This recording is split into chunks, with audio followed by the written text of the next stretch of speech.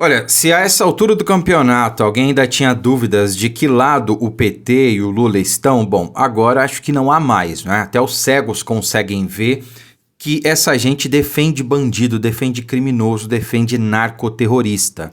A fala do Lula novamente sinalizando que quer investigar a ação dos policiais, quer investigar aqueles que combateram o crime, que colocaram suas vidas em risco e que até tombaram no cumprimento do seu dever, né? Lamentavelmente tivemos aí 4 policiais civis e militares que perderam a sua vida. São heróis, heróis que subiram o morro, dominado pelo narcoterrorismo, pelo crime organizado, para tentar livrar aquela sociedade, aquelas pessoas que vivem na comunidade do jugo do tráfico, porque lá o Estado não está presente, graças aí a uma série de fatores, mas em grande parte desses políticos que veem no crime organizado a sua sobrevivência, não é?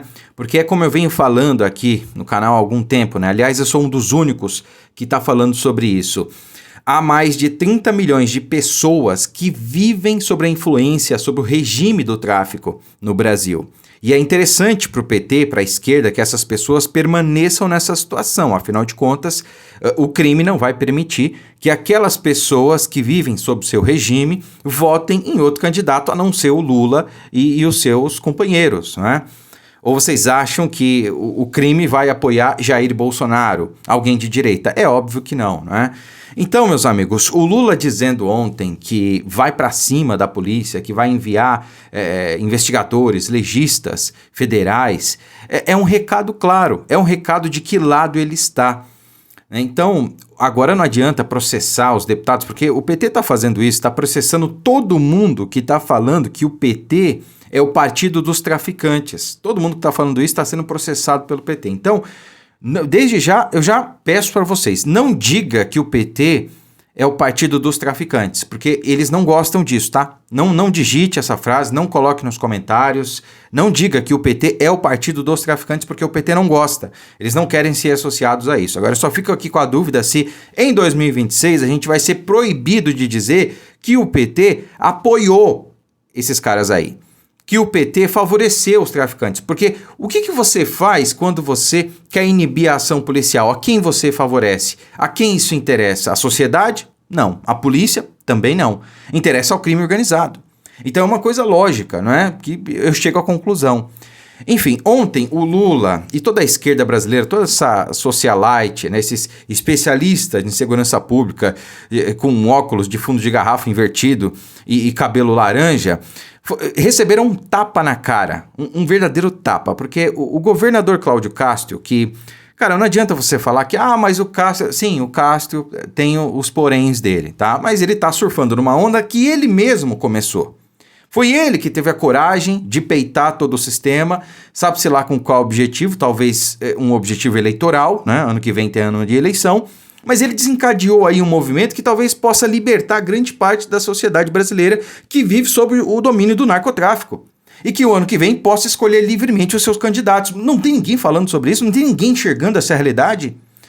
Eu não sei se ele fez isso conscientemente ou não, mas é o que vai acontecer inevitavelmente. E isso é muito bom para o Brasil. É muito bom que as pessoas tenham a liberdade de escolher os seus representantes, possam votar sem ter uma arma apontada para a cabeça, porque é isso, figurativamente falando, e às vezes até diretamente falando, que acontece nas comunidades pelo Brasil, não só no Rio de Janeiro, é importante ressaltar isso. E olha só, o governador, ele pediu a ajuda do governo norte-americano para Donald Trump classificar o Comando Vermelho como uma organização terrorista, porque assim sendo, melhora o enfrentamento. Né? Você pode deflagrar operações, você pode quebrar sigilo, você pode buscar asfixiar financeiramente essa organização. Enfim, você cria uma série de medidas ali que facilitam o combate. Né? E aí o governo Donald Trump respondeu, cara, positivamente, né? Informações que acabam de surgir dão conta que o governo dos Estados Unidos enviou uma carta nesta quarta-feira, ontem, ao secretário de Segurança Pública, nessa terça-feira, né? Quarta é hoje, do Rio de Janeiro, Victor dos Santos, e se colocou à disposição para qualquer apoio necessário no combate ao tráfico de drogas. Vamos ler aqui o que diz a carta, tá? Um trecho da carta, ó. Abre aspas, é com profundo pesar que expressamos nossas mais sinceras condolências pela trágica perda dos 4 policiais que tombaram no cumprimento do dever. durante a recente operação contenção no Complexo do Alemão. O governo norte-americano lamentou e mandou condolências pela perda de 4 heróis que tombaram no cumprimento do seu dever, enquanto autoridades brasileiras não fizeram isso. Preferiram lamentar a morte de narcoterroristas que atiraram contra a polícia. O Lula falou em matança. Meus amigos, o BOP, a polícia, subiu lá para cumprir mandados de prisão, subiu para prender e foram recebidos a bala. Tiros de fuzil, que, como eu já disse aqui, matam, não precisa nem pegar na pessoa para matar, apenas ali o vácuo causado pelo projétil do fuzil pode matar uma pessoa. Foram recebidos desse jeito. Então, apenas se defenderam, né? Sabemos que a missão de proteger a sociedade exige coragem, dedicação e sacrifício. E reconhecemos o valor e a honra desses profissionais que deram suas vidas em defesa da segurança pública, né? E lá, militares no geral, policiais, eles são realmente respeitados por toda a sociedade norte-americana. Um contraste aí lamentável com o Brasil. Neste momento de luto, reiteramos o nosso respeito e admiração pelo trabalho incansável das forças de segurança do Estado e nos colocamos à disposição para qualquer apoio que se faça necessário. Receba, senhor secretário, nossos votos de força e consolo diante dessa irreparável perda. James Spark, Drug Enforcement Administration, né, que é o departamento lá de enfrentamento à droga, enfim, algo desse gênero. Olha, parabéns aí ao governo norte-americano, parabéns ao governo do Rio de Janeiro por essa iniciativa. A gente sabe que o atual governo do Brasil, né, do senhor Larápio de 9 dedos, não tem interesse em classificar as organizações narcoterroristas como assim são. Né? Não são só traficantes que são vítimas dos usuários de drogas, segundo o próprio Lula. Né? Depois ele pediu desculpas. Não, ele não pediu desculpas, ele não desmentiu o que disse, ele apenas disse que foi mal interpretado. Vamos deixar aqui as coisas bem claras, tá? Então a gente sabe que eles não vão classificar essas organizações como terroristas. Por quê? Porque eles têm interesses nisso. Eles ganham com o tráfico dominando, né? Com os terroristas dominando uma parcela significativa da sociedade brasileira. Como eu disse, pessoas que são dominadas pelo tráfico, que vivem sob o regime do tráfico, dessas organizações terroristas, elas não têm liberdade. E é tudo que um governo de esquerda quer, que as pessoas não tenham liberdade. Assim, eles podem controlar essas pessoas, né? Essas pessoas não podem votar em quem elas querem. Essas pessoas não podem ir e sair das suas casas a hora que querem. Essas pessoas, elas alimentam o crime, não por vontade própria, né? São obrigadas a pagar por serviços, a pagar aluguéis, taxas abusivas, né? Então, já tem que pagar taxa para o governo, agora tem que pagar taxa abusiva também para essas organizações narcoterroristas, né? E tem gente que defende esse pessoal aí. Não estou falando só de especialista em segurança pública, de apresentador de TV, de parlamentar, não. Tem muita gente que defende esse pessoal. É incrível.